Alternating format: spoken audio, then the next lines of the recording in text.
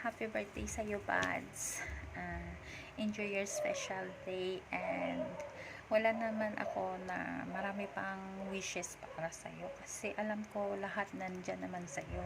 Isa na lang yung kulang, yung taong tatanggap ng singsing na nasa kamay mo sa background mo. And then i-enjoy mo lang yung araw na to. Kumain ka ng marami, bukas ka na lang mag-diet ulit, at huwag kalimutan magpahinga din at ingatan yung sarili, hindi puro trabaho. And then more birthdays to come.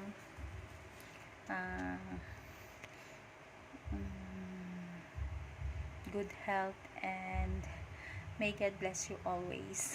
Again, happy birthday sa iyo, Buds.